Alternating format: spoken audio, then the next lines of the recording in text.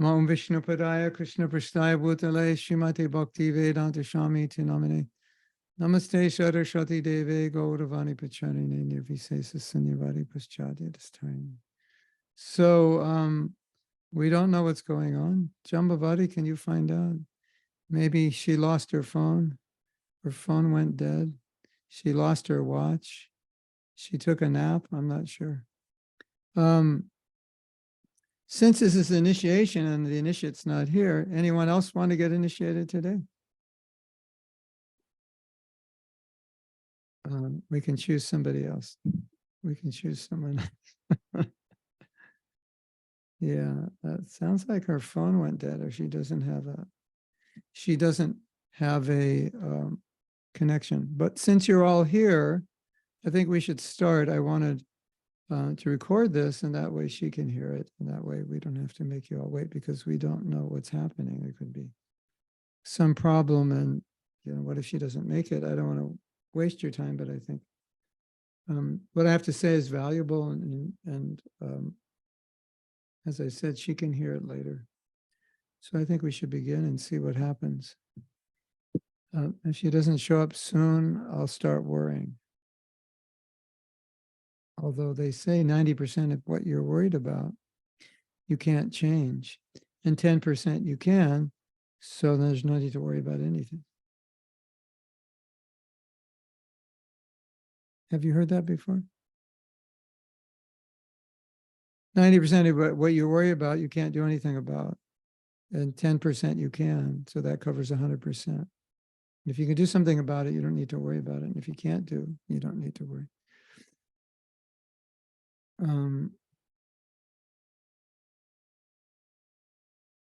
Jambavati's going to talk. Hare Krishna, devotees, I talked to her in the morning, and she was very happy. So we just contacted her, but she doesn't answer phone. I don't know what's happening, and we're waiting for her to appear. Okay. I think she's talking to Gaia now. So no, so I don't know what's happening. There is no contact of her. I don't know. Well, but we shall wait. That's fine. We shall wait. She said she's in work and she'll be back. So okay. In the morning after I talked to her. Well, we all know that life with Katerina is always exciting. Oh, she's here. What happened? Hare Krishna, Gurudeva, please accept my humble obeisances. All glories to Srila Prabhupada. But I don't know what happened. It's just not working. Where are you? I'm at home and I'm still waiting. Oh my God. Please. Everything's working now. No, I'm on my phone. I'm trying to sort out the laptop and that's not working. Then this one matter. Slow down. If you can just leave your phone on and then turn it sideways, that'll be fine. We can. If you turn it horizontal, we can see you and everybody else.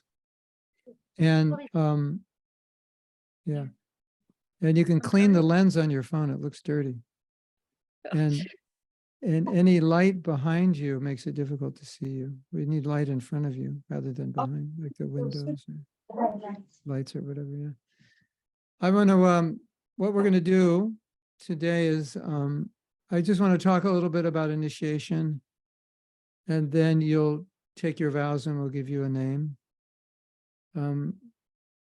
Katerina said that when she gets his name, she's going to legally change it. And she wanted a name which was easy for everyone to pronounce. And not only is it easy to pronounce for everyone, I think everyone will like it. When you say what's your name, she'll tell them what her name is, and they'll say, that's a nice name. I like that name. So I want to welcome everyone today. And I want to, I like to talk about what initiation is and what's actually going on here. I think it's good for those who are not initiated, and I think it's good for those who are initiated, because those who are initiated can reflect on what they did, because sometimes they didn't even realize fully what they did, or they can reflect on recommitting to what they did in the reflection. And those who are not initiated could also reflect on what they did. Now, there are many places where Srila Prabhupada said something very interesting. And I think it's common sense, but as they say, common sense is not always common. And sometimes common sense gets a little blurred by philosophy, because sometimes it appears that philosophy is saying something which is maybe esoteric, transcendental, and it doesn't align with common sense. But Prabhupada said a few things about initiation. And he said many things about initiation that had nothing to do with the actual initiation ceremony, the day of getting the of actual Diksha. He said, as soon as you accept the principles, to follow the principles of Krishna, you accept a guru and you accept to follow the principles, and you probably use the word determined, and you're determined to follow the principles, that is your initiation. And so what did Prabhupada mean by that? Well, Prabhupada is teaching us, well, what's the essence of initiation? The essence of initiation is your determination to follow, because your determination to follow is not going to happen at a ceremony if it's not already there. It's not like, oh, I'll do the ceremony and then everything is good, but it's actually your determination. So Prabhupada is saying, actually, you already are initiated once you make that determination. He's also saying, or he has also said, that the real thing is the siksha, because it's the instructions from the guru that will liberate you, bring you back to Godhead. So a ceremony in and of itself is not sufficient to do that. So the instructions of the guru are what's most important, because the instructions guide you. And so the real connection is, as Prabhupada said, your determination, but also the real connection is your following of the instruction. And so we've talked about this a lot, because a lot of times devotees say, give me mercy, right? Like, you don't have enough mercy already. Like, how much can you hold? You have 80 volumes of mercy. You want more? Read those. How many times have you read those? So if you want mercy, it's real easy. Just follow those instructions. That's how you get mercy. It's not like you go to sleep and, we douse you with mercy, and then, you become a pure devotee and you don't have to do anything other than eat gulab jamans and just be happy. So it's not like that. So the real kripa, the real mercy from the guru is his instruction, but the real mercy is not just his instruction, because that's a little ambiguous, isn't it? It's following the instruction. That's where the rubber hits the road, as we say in America, or as you say in Croatia or London. I don't know if you say that, but you understand that that's the essential ingredient. So when there's initiation, what is happening is that someone is coming who has been following, who has made the determination and has showed that they're following the principles. Someone is trying to chant without offense. Someone is trying to follow. Someone has made the determination that in this life, I want to go back home, back to Godhead. If you're not making that determination, why would you even want a spiritual master in the first place? And then why would you want to publicly commit to that spiritual master and make these vows if your goal is not to become Krishna conscious and not to go back, at least not to make the full effort to follow your guru and Srila Prabhupada? So as Srila Prabhupada wanted, you could go back to Godhead in this lifetime. You could say, that's impossible. Maybe it is. Prabhupada said we can do it if we follow him. So whatever happens, we're going to try. That's what he wants us to do. And I've often said something which I think is really important, because at the time of initiation, the guru is also making vows to the disciple within his heart that the vows that you're making, I am also committing to you that I will follow those vows, because if I'm going to be your guru, like in the Bhagavatam, when the demigods offended their guru, they lost the mercy of their guru. So the guru has to be situated properly so that you can get his mercy and his strength. So at least for me, probably for all the gurus, when their disciples make a vow to them and to the fire and to all the Vaishnavas and to the deity, well, here we don't have the fire and the deities, but she'll do the fire yajna. But when she makes this vow to all of you, 31 people watching this, and all the millions of people who are going to watch this after, so Katerina is now indebted to all of us to follow what she's saying. If this goes viral, Katerina, the more people that see this, the more you're indebted. But when she makes this, the guru, or at least in this case, myself, who was foolish enough to take this position of Diksha Guru. I don't know what I was thinking, but anyway, trying to please Prabhupada. I also make that vow that if you're making this vow, I have to follow at least what you're following. That's my vow to Prabhupada. I have to at least be following what you're following. I have to at least be genuine about doing what I'm asking you to do. That's just the natural ABCs of a leader, right? You don't ask people to do what you're not willing to do, but especially for a spiritual master, you have to do it, and you have to do it well. And so I like these initiations because I'm actually making vows. Now, for all of those of you who are initiated, I want to say something, and I've said it before, and I think it's of interest. You know, there's a holiday which celebrates the appearance of Srila Vyasadeva. It's called Guru Purnima because it's on Purnima, full moon. And I made a suggestion once, and it scared devotees. You want to hear the suggestion? That was an interesting suggestion. And very few people were willing to do it, which is very telling. I said, on Guru Purnima, I think every initiated devotee should retake their vows officially. There should be like every temple should do a fire yajna everywhere, and every initiated devotee should take their vows again, right? And actually, once I was in London and I did a course on vows, and I asked the devotees, would you like to do this? And only like 10% or 15% said yes, which was interesting. I won't, I'm not going to elaborate on that. But I want to say something else. And I probably said this before, and I'm going to say this to Katerina. Where did she go? She's still here. Oh, there she is. Yeah. I'm going to see if I can move you on my screen. Oh, I can move you to top and center. It's a very beautiful thought about making a vow, which is, it's not once a year. But Katerina, here's the news. When you make a vow today, you have to make this vow that you're making today. You have to make it every day of your life. That's what it means to take a vow, doesn't it? Like, why would you make it one day and then like forget about it? Oh yeah, I took that vow. That was like, I took my vows 53 years ago, and we were in October. So about 53 years ago and 10 months. So no, not 10 months. About 53 years and 10 months. Yeah. Wow. Oh, that was a long time ago, you know. I didn't know what I was doing. I was only 19, you know. No.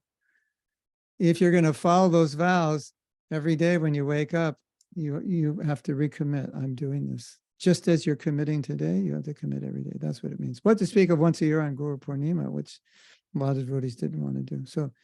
So that's important, don't you think? That when you make a vow, that it means you're going to do it every day. So now we've kind of said, in a sense, it sounds like what I'm saying, that this ceremony is not that important. Like, you know, it could sound to you like, well, you're already connected to Prabhupada. You already have the Maha Mantra. You're already wearing neck beads. You're just wearing one strand instead of three. The only problem is you don't have a spiritual name. And so you just want to get a spiritual name. That's why you want to get initiated. Other than that, everything is good. Well, it's not exactly like that, but it could sound like that. And it's not exactly not like that, because it's true. Because Jiva Goswami says, you don't need initiations. Like, you don't need Upanayanam. You don't have to be a Brahmin, like young boys in India. They're initiated with the Brahma Gayatri mantra. It's called Upanayanam when they're like 8 years old, 10 years old. And so Jiva Goswami says, well, you don't need that to chant the holy name. You don't need second initiation. You can't, in ISKCON, you can't get second without first, but you don't need to be a Brahmin to chant the holy name. So you have the holy name. So why do you need initiation? You have Prabhupada's books. You have a spiritual master who gives you instruction. Why do you need initiation? Well, there are two reasons. One obvious reason is because the Shastra advises it, that this is when you take shelter of a guru, then at a certain point you commit. You formalize that relationship. So that's what Katerina is doing now. She's formalizing it. And the way she's formalizing it is she's doing it publicly. So just remember, Katerina, there's people watching right now. You're not saying this in a vacuum. You're saying it publicly. Like, so it's not that you're just making a vow to me or Prabhupada or Krishna. It's to all of us.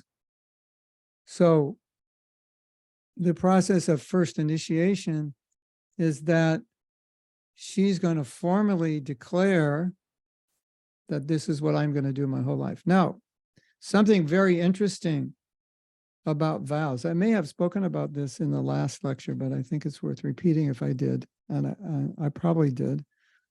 But the question arises, why would anybody be crazy enough to take a vow? Like when Bhishma took a vow of celibacy, it was like, well, his name wasn't Bhishma then. They said Bhishma, which is like very, basically they were saying, wow. Yeah, they said Bhishma, but it was kind of like, wow, you know. Jai, wow, Bhishma, stable, steady, powerful. You just took a vow of celibacy. So now, in the Western world, which we live in, why would any young person be crazy enough to do something as to publicly take a vow of celibacy? That's like insane, isn't it?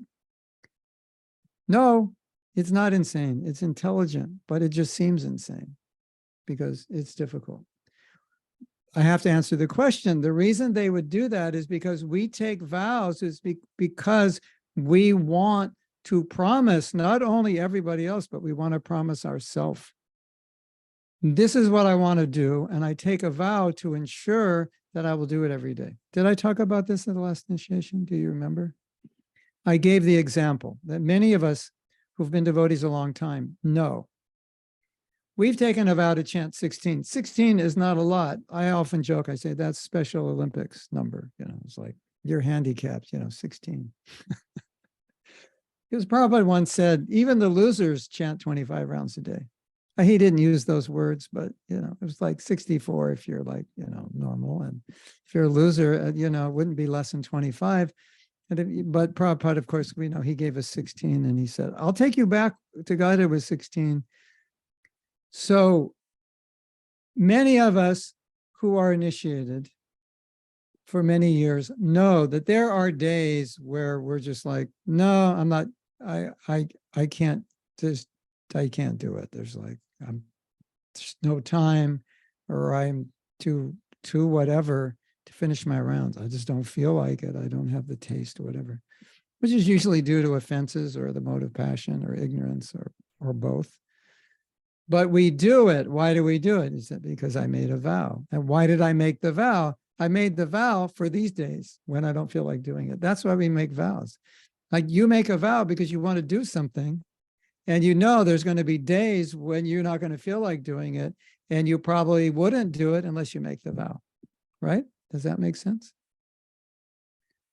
So when you take a vow, Katerina, you already know this, but I'm just reminding of it or articulating it, like you're taking a vow because this is what you want to do. You're taking a vow so you will not allow yourself not to do this on those days when you don't feel like doing it. And Katerina does have days when she doesn't feel like doing it. I know that, right? We all have days. She has them also. But I think when she doesn't feel like doing it, it's even stronger than when we don't feel like doing it. So this is really important for her. Katerina is amazing because she has so many personal challenges in her life. And she, in spite of all those challenges, she goes on somehow or other. She's like an Iron Man, you know, you throw a cannon at her, blow her up, an atomic bomb, and she just appears. You think it's all ash, and she comes out of the ash, and there she is, like an Iron Woman. Yeah, isn't it, Katerina? You can't destroy her. I mean, she kind of can destroy herself temporarily, but she always shows up again. I want to congratulate her on, and she keeps showing up and keeps going on like this. I was told once this devotee had a Subaru and he wanted to get insurance on it, and he did something that honest people don't do. He tried to destroy the engine. I don't know how he tried to destroy it, but he couldn't. The engine wouldn't stop running. So Katerina's like that. She's like a Subaru that just keeps running no matter what. So she is making these vows because this is what she wants to do. And she's being officially accepted as a disciple within the disciplic succession. And I, as a guru, when I told you the story, when I first was a devotee, when they were shaving me up, they were saying, oh, Radharani's telling Krishna about you. So I feel like when I initiated a disciple, it's like, oh, Prabhupada, here's another one, you know. Prabhupada, you know, I'm useless. You know, what can I do? But take care of her, take care of him. I'll do my best to represent you and teach what you teach. But I need your help. So it's like she's accepting me, but we're supposed to offer everything to our gurus. So she's offered to Prabhupada. And we as gurus, we're not enjoyers of disciples, of their praise, of what they give us and so forth. We're just servants. That's all we do. We're all servants. So I wanted to say that. And you can read many things Prabhupada said about this. I'm just summarizing it. But so many, you know, Prabhupada was expert at getting to the essence of something rather than just the ritual of it. Because you can be a little bewildered by the ritual, isn't it? Yeah. So Prabhupada wanted us to recite the 10 offenses. And the reason is very simple.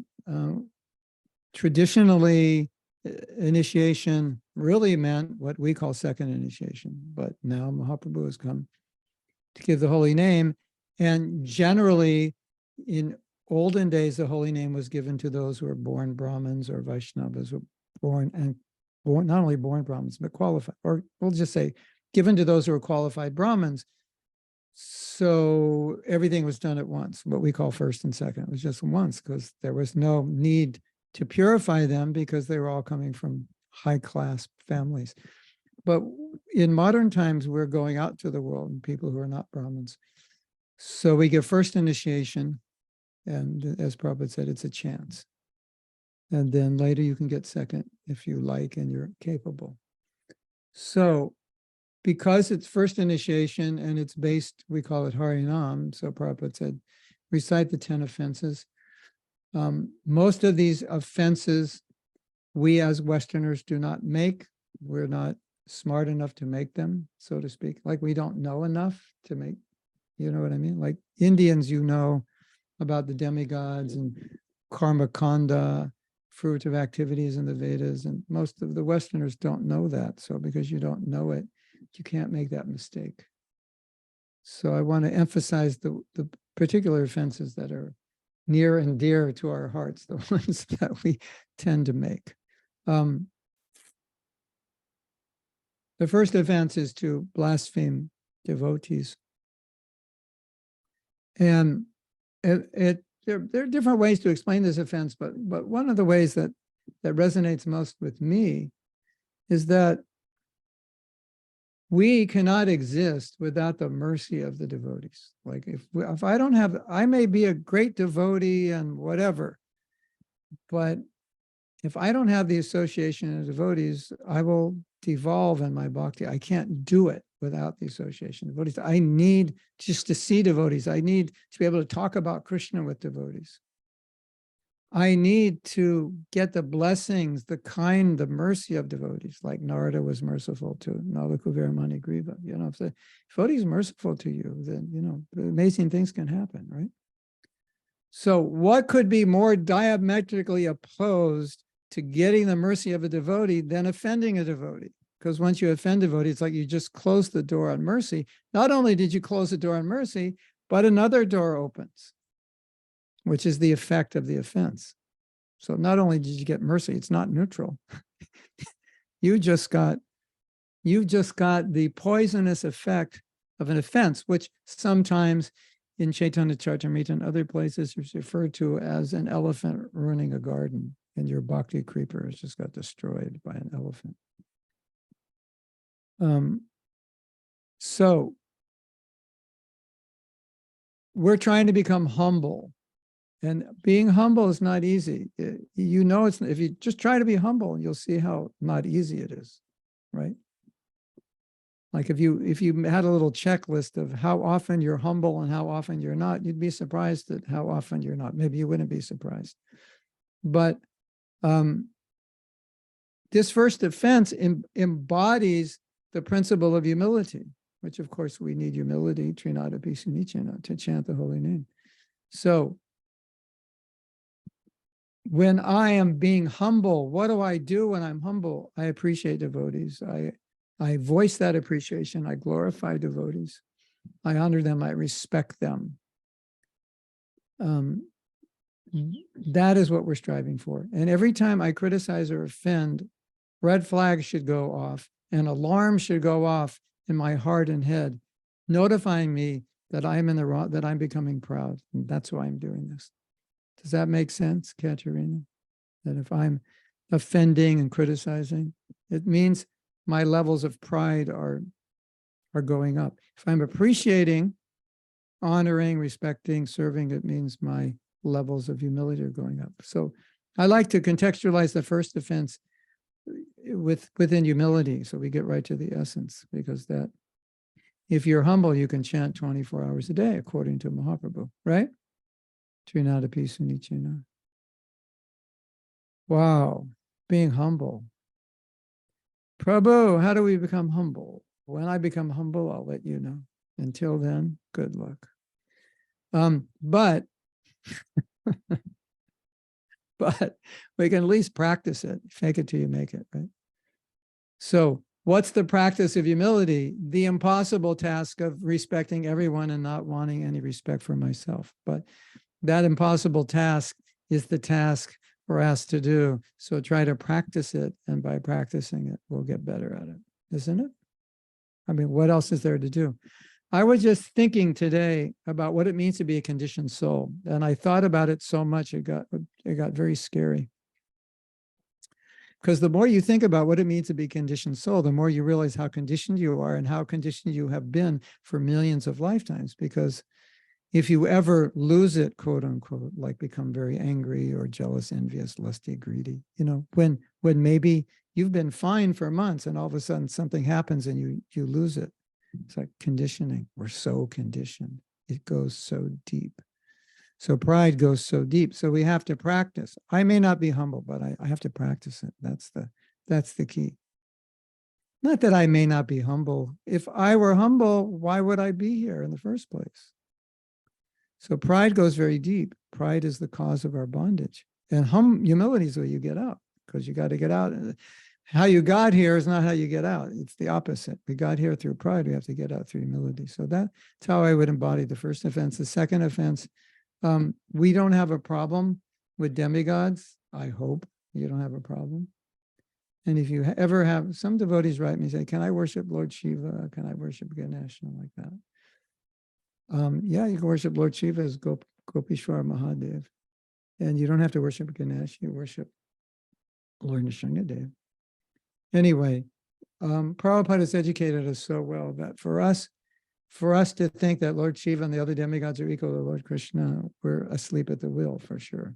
Because everywhere, Prabhupada has made everything clear in his books, isn't it? I just want to give a stop for a little advertisement. Bhaktivedanta Library Services. Are you familiar with that?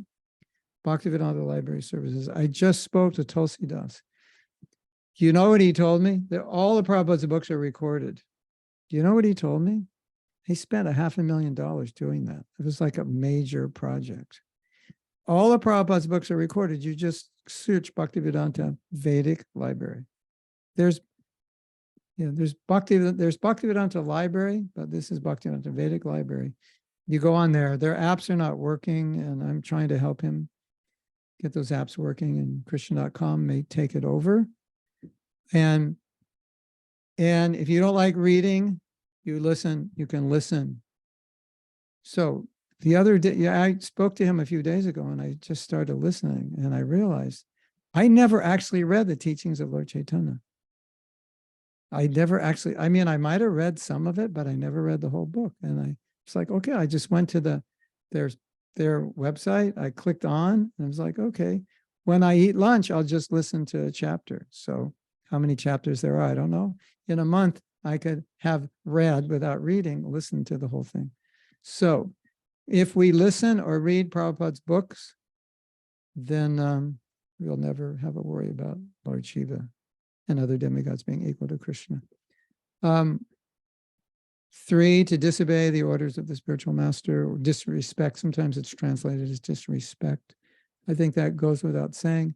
There's this beautiful story of Bhaktivinoda Thakur, who was not being respected because he wasn't officially initiated. And people were saying, how can he represent Gaudiya Vaishnavism and preach? He's not even initiated.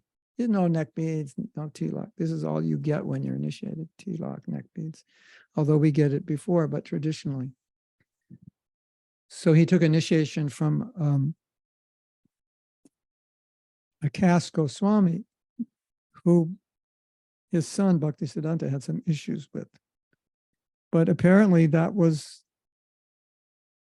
who he had to take initiation from. That was what was available. Srila Bhaktisiddhanta had issues with his guru. We won't get into that. But my point is that Bhaktivinoda Thakur always respected his guru, even though philosophically they disagreed, but he always respected. I think that's interesting for us as Westerners, because it's hard for us to respect somebody unless we agree with them. But that's your guru, so you have to respect, even if not from a distance, but like that. So that goes without saying. And number 4, what is number 4? Is that, I forgot it. I don't recite them every day anymore. Is that the Karma Kanda? I have it on my phone for us old men who go brain dead at this age. I was never one for reciting things. What is it, Chaitanya does? Whenever we recited things in school, I went to sleep. I've always found it boring. So when they recite in the temple, oh, I have it here. When they recited to blaspheme the Vedic literature, yeah, or literature in pursuance of the Vedic version. So this is interesting. I've mentioned this before. For those with bad memories, I'll mention it again. It's so interesting. In reading Bhaktivinoda's description of the 10 offenses, he said the reason we shouldn't blaspheme the Vedic literature as an offense to the holy name. I mean, we know it's an offense, but why is it an offense to the holy name? Because he said, because the essence of the scripture is to chant the holy name. So therefore, if I offend the scripture, I'm offending the holy name. Isn't that interesting? What do you think? I mean, we wouldn't normally offend the scriptures, but just so you know. Okay, number 5. Consider the glories of chanting Hare Krishna to be imagination. This means a couple of things. It means the obvious thing that you read something in Shastra and you go, oh, that's, they're making that up. It's kind of like the next offense. I tend to talk about both offenses at the same time, because you're making it up or you're giving some interpretation. But I think the way it affects us is if you ever say, I'm too fallen, I can never be Krishna conscious, the holy name is like, it can't purify me. That would be this offense. In other words, you're minimizing the glory of the holy name by saying it can't purify me. Well, it purified Jagai and Madai. What about you? No, Prabhu, it can't. I'm too fallen. It won't work on me. So that's undermining the power of the holy name. How could you do that? Right? Yes? I'm so fallen. The holy name becomes contaminated when I chant it. Yeah, one devotee said that. I don't know if he was serious or a comedian or what. But you know what I'm saying, right? Like sometimes you might feel that way. I'm so fallen, the holy name won't work. Well, I don't think so. So that would be that offense. And then 7, commit sinful activities on the strength of the holy name. This very simple understanding. If you ever commit a sin, don't chant the holy name to remove the effects of the sin. Tell Krishna, give me the karma of the sin, and I'm going to go back to chanting. But don't chant to get rid of the sin, because that chanting is offensive. And if your motive is to get rid of a sin by chanting, Prabhupada said that's worse than the sin you committed. That's really interesting, right? That's why I say, you can say, Krishna, I'm sorry, I lost my mind. Give me the karma for that sin. I'm not going to pray. I'm not going to say, but I chanted, so I'm sure the karma is gone. That's not, or especially not being motivated to do something sinful with that in the back. And number 8, to consider chanting Hare Krishna as a spiritual, as a karma kanda. It's just considering it material, and its effects are material. But the best way to understand that is don't chant for material benefit, because that's not what, like some devotees say, I chant Hare Krishna, I'm still like got emotional issues. Shouldn't it solve all the problems? Well, this offense, we could say, is saying, don't necessarily think that you can get material benefit from chanting the holy name. Maybe, that's, you just have these problems. You have to deal with it in another way. It's not like the holy name was created as a psychotropic drug or something. It requires a discussion, but you know what I'm saying? It's like, well, I chant the holy name, I'm still poor. I chant the holy name, my elbow still hurts me. Well, you're not supposed to use the holy name in that way. You could use it that way, but it's considered offensive. Any way to advance materially, unless that is for your service. And here's the big one for you, Katerina, number 9. And she's wondering, why is this big for me? Don't preach to the faithless. You know why it's big? According to Bhaktivinoda Thakur, a guru should not initiate anyone who's not qualified. So this is your last chance to run away, Katerina. If you think I'm going to collect the karma of initiating an unqualified person, you can run away now. Turn the camera off. It's your last chance. This specifically, if you read Bhaktivinoda Thakur's comments on the 10 offenses, this is one that he talks about. He doesn't talk so much about preaching to people who are faithless. He talks about a guru initiating unqualified people, because an unqualified guru wants disciples so he can get more money and resource and fame and position, right? So he finds somebody who says, Gurudev, will you initiate me? And he says, let me see your bank balance. And the bank balance is looking good. Say, can we split it 50-50? The disciple says, yes. He goes, okay, I'll initiate you. Doesn't ask him to follow any principles. Just give me the money. So that way, Bhaktivinoda Thakur said, the guru goes to hell, the disciple goes to hell. It's a mess. And the last one, as we often say, you get 3 for the price of 1. To be inattentive, which is, of course, the biggest problem in the age of distraction, fostered by our smartphones or our stupid phones, totally distracted. So I've translated number 10, inattention, to mean / keep your phone off when you chant. To be inattentive / keep your phone off when you chant. That's my little joke. 11th offense is to be on Facebook while you're chanting japa. And so Bhaktivinoda Thakur said, inattention is the cause of all the other offenses, and inattention basically means laziness. You're not trying. as I've often said, you change the Hare Krishna mantra into a new mantra called blah, blah, blah, blah, blah. The Hare Blah mantra, right? You've heard me talk about that, Katerina? Blah, blah, blah, blah, blah, blah, blah. So that means that's this offense, inattention. Inattention means not only I'm not attentive with my mind, I'm not attentive with my heart, with my energy, with my effort. And then to maintain material attachment, that means, this may be difficult for some of us to swallow, that means even though I'm chanting, I still identify with my body and I'm attached to things for my sensual pleasure. That's an offense. I'm trying to advance materially. I'm trying to enjoy materially, which means I've identified with my body and I'm chanting Hare Krishna. So I've got the anchor.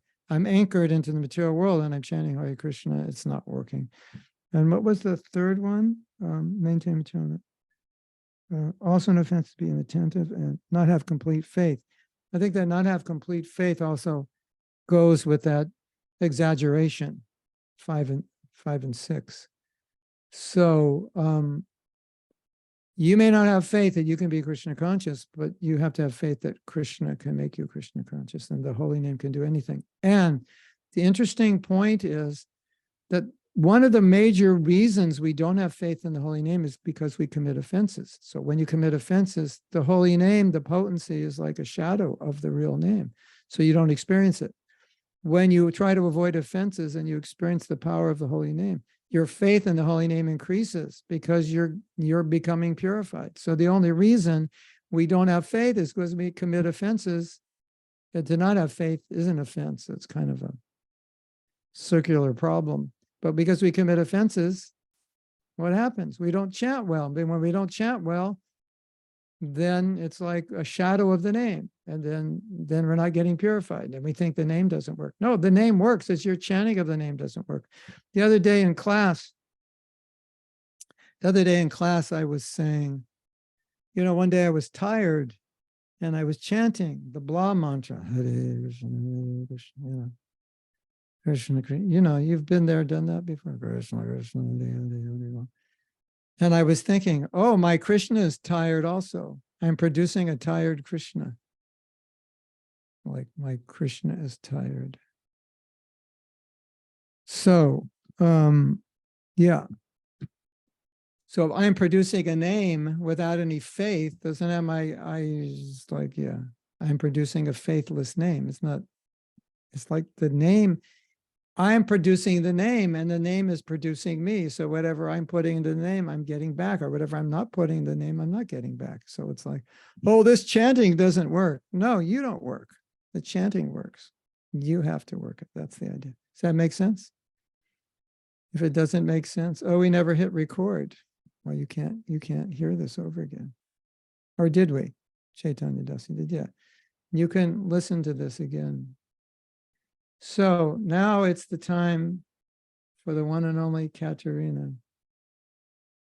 Of course, she's not the one and only because everyone in Eastern Europe has the name Katerina.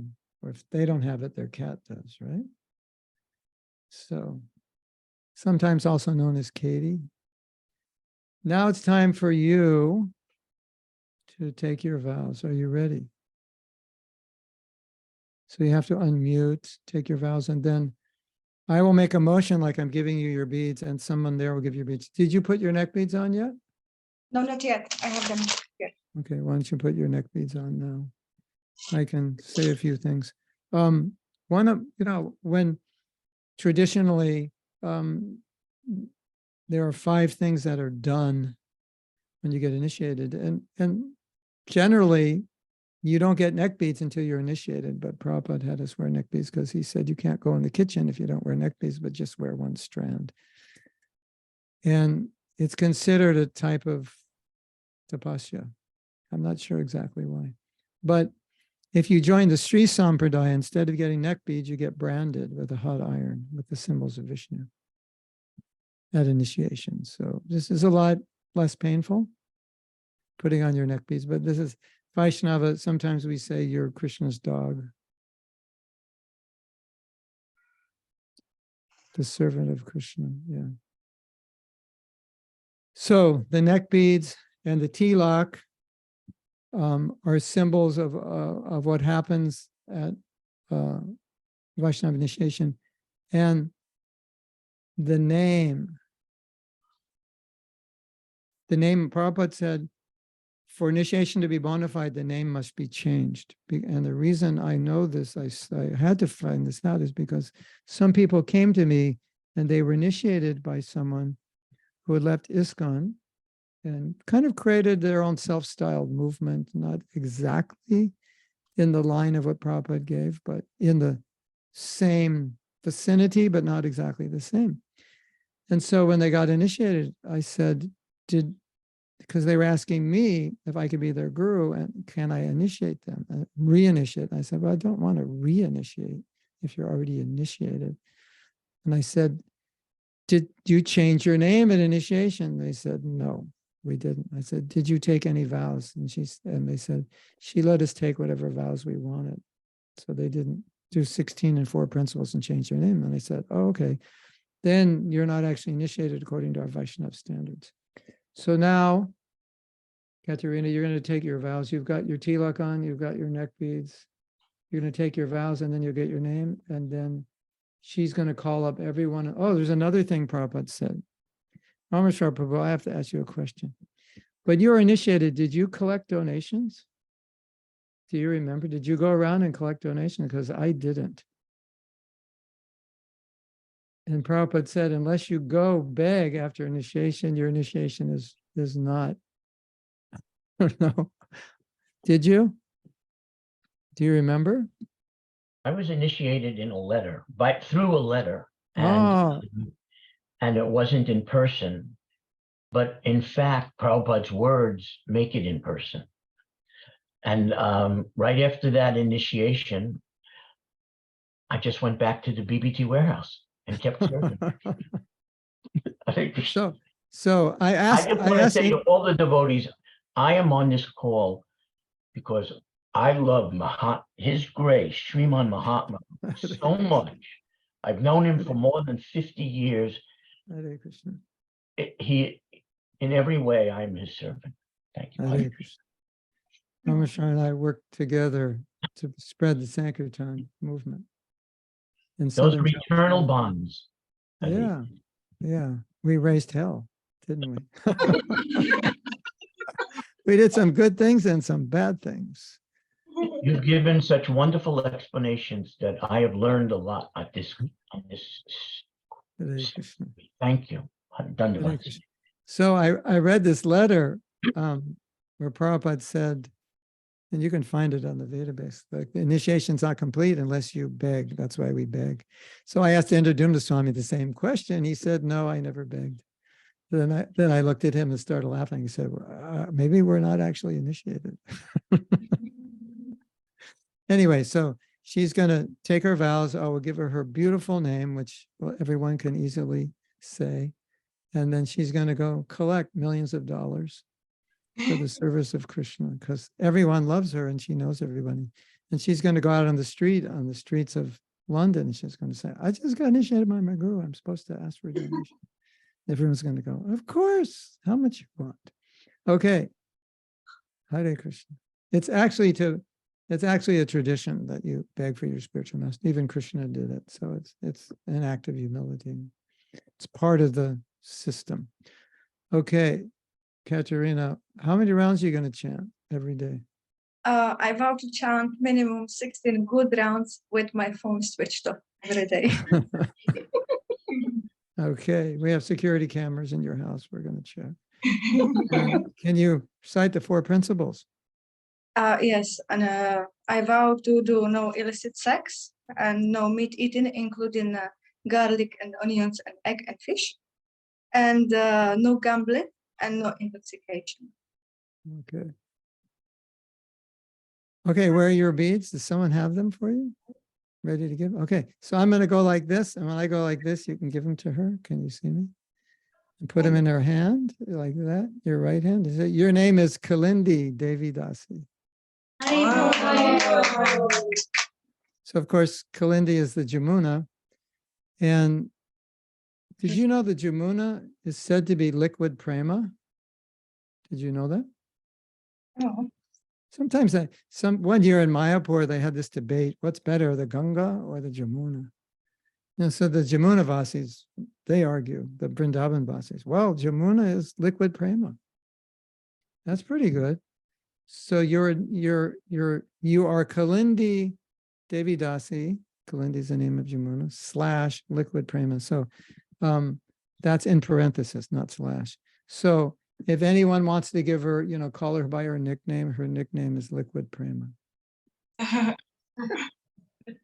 And of course, when you're named after a devotee of Krishna as exalted as Kalindi, you try to imbibe that mood and so forth. So, Kalindi Devi Dasi ki jai.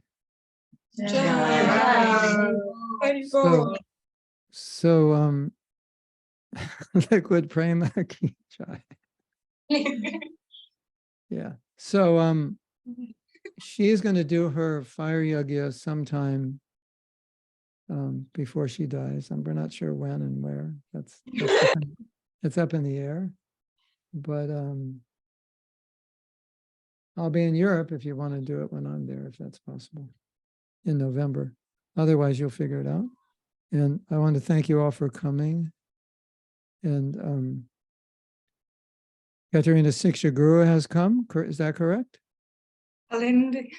Oh, Kalindi, yeah. Liquid Prema's Guru has come. Thank you for coming. Hare Krishna. Nice to see you. And thank you all for coming. Thanks to Rameshwara Prabhu for coming. It's my honor. I'm always embarrassed when my godbrothers come because I feel like I'm so audacious to think I can be a guru. But I always feel like, it's actually easy because all we have to do is just understand Prabhupada and represent it. And then Prabhupada's instructions just like, they just, deliver you back to Krishna.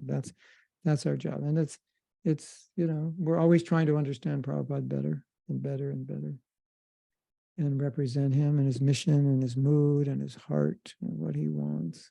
And if we do that, then everything is good. And then you do that as the next generation. We just keep it going. Okay. Should we end now? It's been almost an hour. Is that okay?